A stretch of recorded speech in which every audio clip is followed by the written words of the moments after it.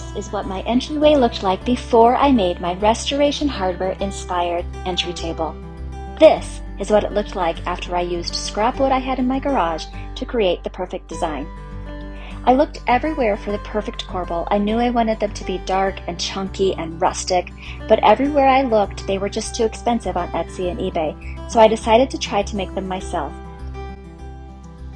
I used my dining table base as inspiration for the shape of the corbel, and I taped a bunch of printer paper together, traced the design, and then cut it out and used it as a template to trace the design onto my wood. I had a bunch of wood left over from projects that I had done before, so this was basically free for me. I ended up tracing and cutting out 8 of these corbel pieces, but you can make your design any size you want. I started by cutting off the rounded edges of the backs of the corbels because I'm going to be gluing these pieces all together. You'll see that a little bit later in this video. Then I traced the lines with my jigsaw of the design, and as I said before, ended up cutting out 8 of these pieces.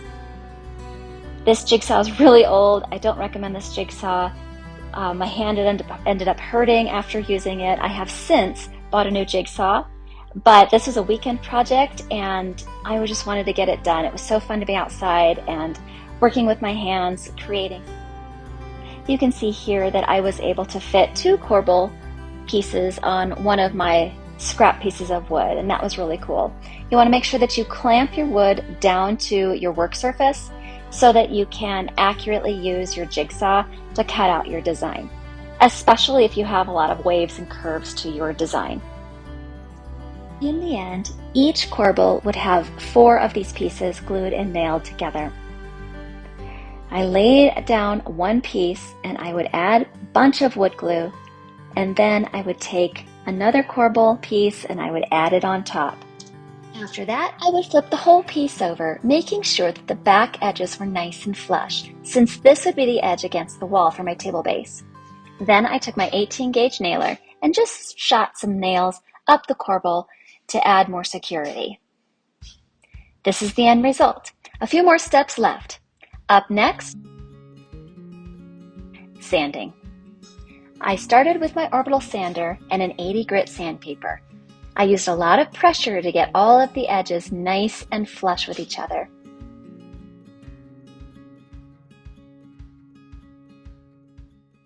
Then I changed my sandpaper to a 120 grit and I went over to the piece again, and again, and again, until I had a result that I was happy with. When I was finally happy with the result from all the sanding, I went ahead and added wood filler where all of the individual pieces met, and that made that all look like one solid piece.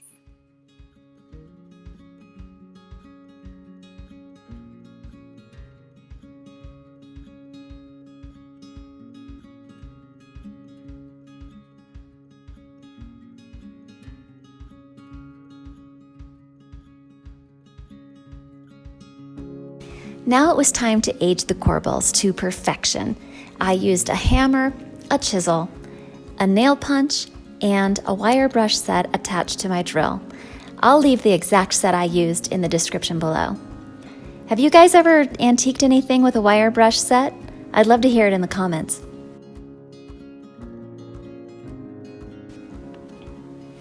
There really is no right or wrong way to antique something. You just keep working on it until you achieve the look that you desire.